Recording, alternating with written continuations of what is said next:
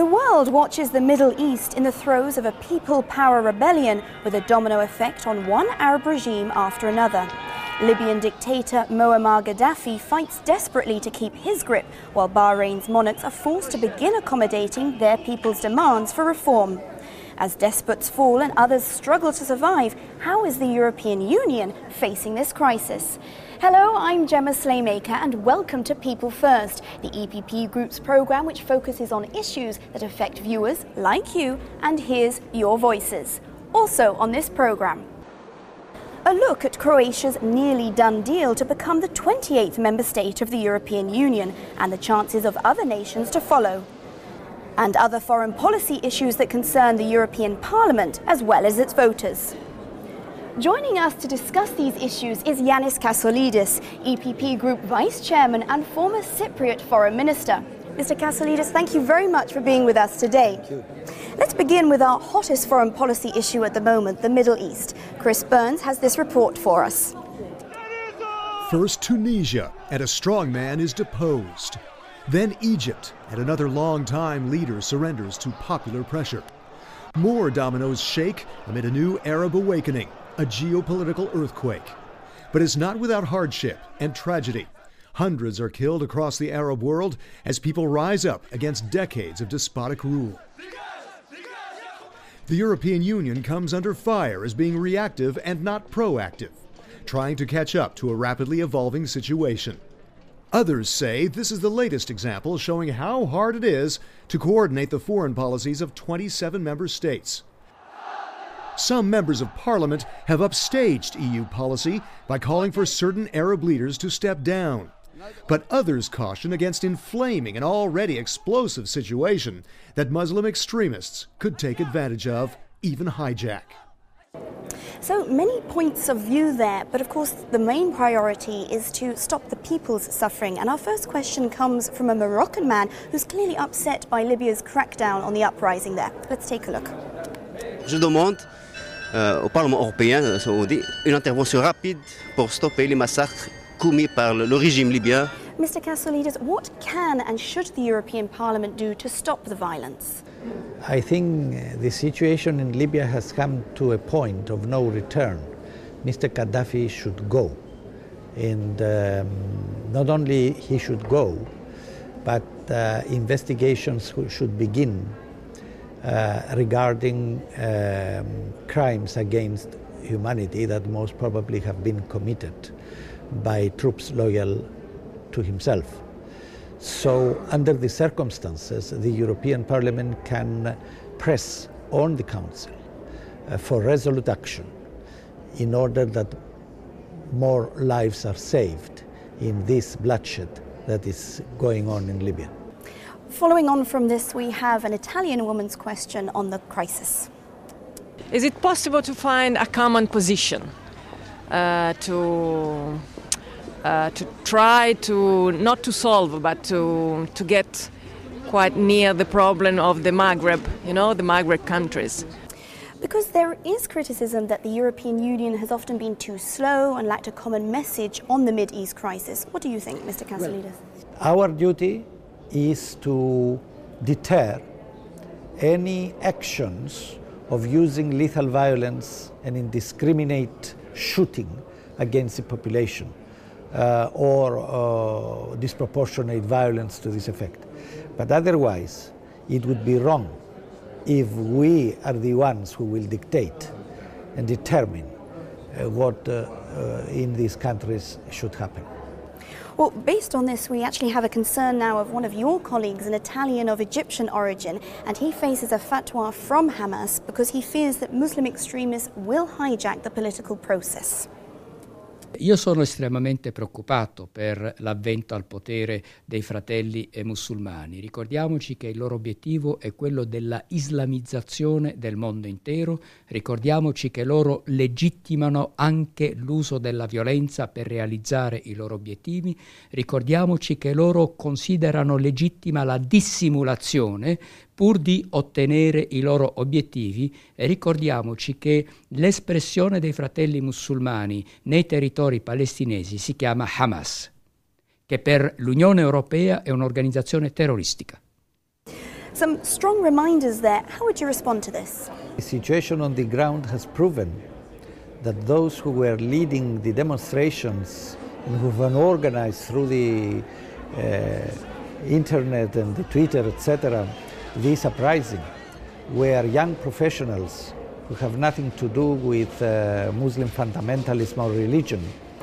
And therefore we can trust the Egyptian people as to whom they will prefer to govern them. I think that the strength of the Muslim Brotherhood has been overplayed. Of course, we're talking about extremists here and not the whole general population. Thank you very much for that. We'll move on to another key foreign policy issue now, European enlargement. Not easy after so many countries have joined in recent years, as Catherine O'Loughlin explains. Enlargement fatigue. That was a key struggle for Croatia in its quest to become the 28th EU member state. But now that goal seems in sight, most likely next year. MEPs agree the Balkan nation should be able to end its accession negotiations in the first half of this year. Bernd Posselt is the EPP Group spokesperson on Croatia's progress report. Croatia is a stable, pro-European, democratic, Central European country which should have been member since at the time when Hungary and Slovenia entered the European Union. Croatia faced enlargement fatigue after the Big Bang of 2004 brought in 10 new EU members, some seen as barely or hardly qualifying. The MEPs pressed Croatia to continue with its reforms, in particular administrative and judiciary. They said fighting corruption should be their focus in this last stretch of the accession procedure. With the Balkans close by, the continuing enlargement of the EU is one of the Hungarian presidency's priorities. We do believe that we have here an unfinished job. Europe is still not whole in that sense. We have to complete it. We know that this is not easy because we know that there is a kind of fatigue, as it is sometimes referred, but this is a process. And the main point for us, for the presidency as well, that the train moves. MEPs hope Croatia's membership will encourage other potential candidate countries to launch or continue their reforms, eventually bringing the Western Balkans, for example, into the heart of the EU. Now, based on this, we have received some questions on just how far European enlargement can go. Here's one. J'aimerais savoir quand est-ce que l'Ukraine va rentrer dans l'Union européenne. Est-ce que ce sera possible ou bien ce sera jamais possible? Indeed, Mr. Kassoulides, what about Ukraine? Do you see it joining, and if so, when? There is no never in the European Union. Besides, the European Union is an outward-looking union, an ever-evolving union. But for the time being, Ukraine and the other non-EU member countries of the Central and Eastern Europe should work with the European Union in the neighborhood policy, in the Eastern Partnership, and get themselves preparing for integration. And I think that the issue of membership should be looked at a more distant future. Okay, so we can't expect anything just yet. Here's another question now on probably the hottest debated issue regarding enlargement. I would ask definitely what reasons are behind not accepting Turkey in the European Union. Turkey to me looks pretty much European. Pretty much European. What is the EPP Group's position on this? Well, our position is that an enlargement by Turkey has to be well prepared, and the European Union has to have the capacity to absorb the impact of such an enlargement. Turkey is a huge country with a population of almost 80 million people. It's the size of the country. It has nothing else to do. It's not a religious issue. It's not, the considerations are not of this nature. But perhaps for the time being, if Turkey were to choose, like President Sarkozy is proposing, of a special kind of relationship with the European Union until until the European Union is ready to accept such an enlargement would not be a bad idea. So when you say it's regard to the size, how can they change this in the future? I mean, it's only going to get bigger. Let me give you an example on the question of size. The money that are allocated now to member states for the common agricultural policy will not be sufficient for Turkey alone. How concerned are you that without the prospect of EU membership, Turkey may never help resolve the Cyprus question?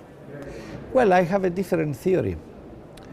The Turkish authorities know very well that membership is not for now. But what is important for them now is the process of membership to be continuous and uninterrupted, because this is useful for them in order to introduce reforms that the governing party needs in order to curtail the influence of the army and the deep state. So this is for me the carrot of Turkey for a solution of the problem of Cyprus. We wrap up there with a difficult, so far unsolvable question which you as a Greek Cypriot live with every day. Mr. Kassoulides, thank you very much for taking on some tough foreign policy questions with us.